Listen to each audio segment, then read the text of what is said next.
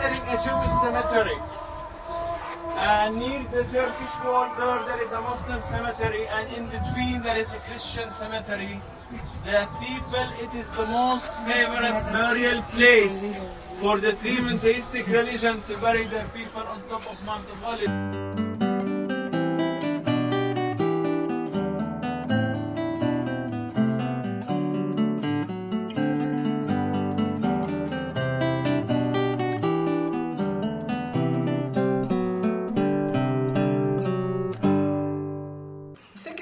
I want to say is about justice.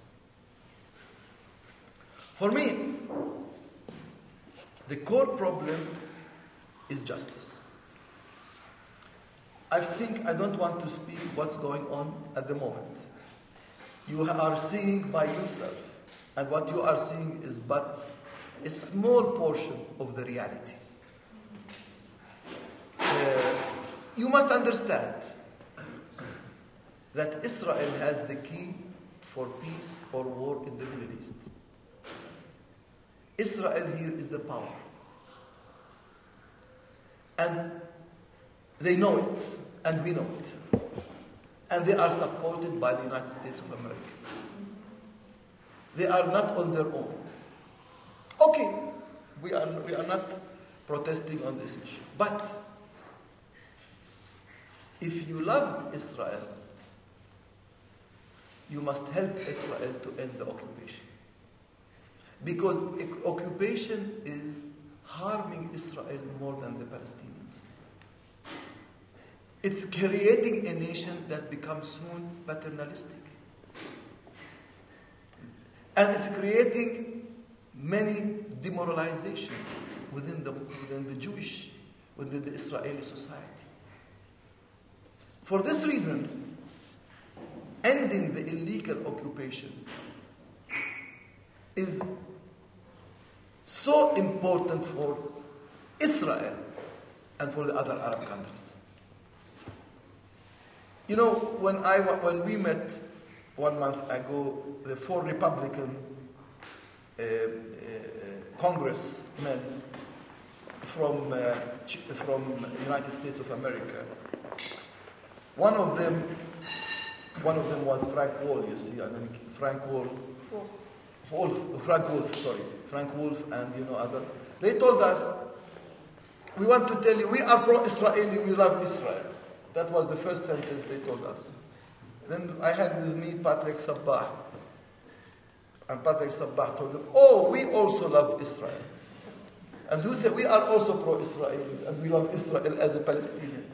Then he said, what do you mean? They asked him. He said, yeah, we love them. This is the reason we asked them to end the illegal occupation. And that is exactly, if you want Israel to survive in this part of the world, to be part of the Middle East, they have to end the illegal occupation.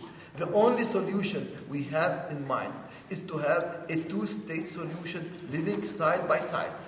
Palestinian and Israeli states living side by side along 1967 borders. You have to share Jerusalem. Jerusalem must be Palestinian, Israeli, Christian, Muslim, and Jewish. Any missing of any of these elements, there will be no justice in the whole Middle East. I tell you frankly, many times we think that Jerusalem is not for the Muslims, and I always give the same example, and I want to repeat it. You know, once I was in Lebanon, and I saw a Shiite girl, 19 years old, and she saw my clerical clothes like this. I was there, usually in the Middle East, I travel like this, and go there. Then she told me, are you a bishop? I said, yes, I'm a bishop. How did you know, young woman? She said, from your shirt. I know the color is that for bishop. But where are you from? I said, I'm from Jerusalem. She jumped from the counter and started to hug me. I told her, women, stay away. What are you doing? She said, no. She said, there is nothing bad when I touch you. And I'm a 19 years old girl. I will never enter Jerusalem. I have touched Jerusalem. It has really changed my mind about a Shiite woman Muslim women who really, how dear Jerusalem is for the Muslims also.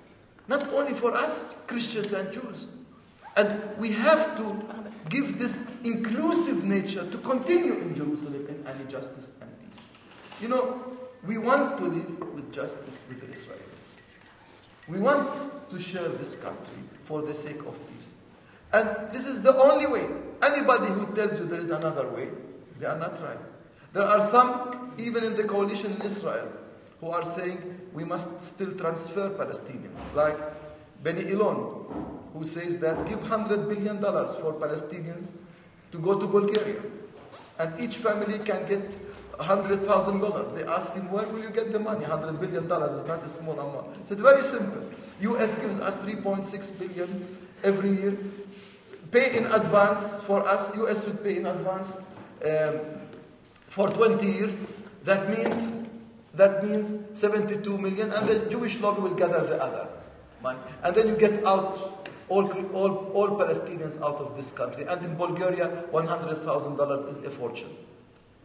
This is a racist approach. The second thing is you have Lieberman. And Lieberman who says, you know, that all the areas where we have Arab have to be evacuated and will be, you know, with the Palestinian Authority. Don't have Arabs or Muslims with us. These are racist approaches. And they cannot be accepted. It's the same thing as we don't accept those who say now we believe in Greater Palestine.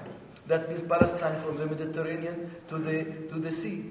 We cannot accept it, the Mediterranean to the river. We cannot accept that. We want a two-state solution. There is no other solution. That we are now at a verge of history.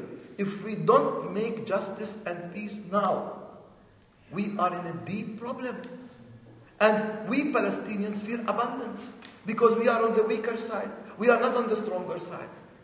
We are abandoned by everybody. Everybody is afraid. And everybody thinks Palestinians are terrorists. And true, sometimes Palestinians did not use their brains in some of their methods in resistance. We are not defending them. But at the same time, it doesn't mean if some people, of my people have made mistakes, that the Palestinians don't deserve the right to live in this country. I mean, in any history, even in the history of the American people, how many mistakes you have had? In civil war, or killing each other, or whatever. You had these mistakes, and now you regret about them, because they were mistakes. And it's the same with us, we have mistakes. But it doesn't mean that the Americans don't have the right to live in the United States, in America, because you were fighting together, or you used the wrong methods.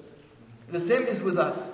Some have used the wrong methods. We in the church don't believe in a violent resistance. We believe only in non-violent resistance. And we have always condemned anybody who really commits suicide attack or targeted assassination or killing or fighting. Any bloodshed brings only higher the wall of hatred, the wall of revenge, and the wall of division. And this country does not need any wall, neither psychological nor material. We need only bridges to make all these walls to be bridges to speak with the other, to live with the other, and enjoy this country together. God meant this country to be shared. He did not mean this country to be separated by any kind of wall. And that is the policy of our church. And this is the reason we have written, you know, on one of our schools, violence is the tool of the incompetent. It's not the tool of the wise. And it's the incompetent. Those who are competent, they will only work for justice now.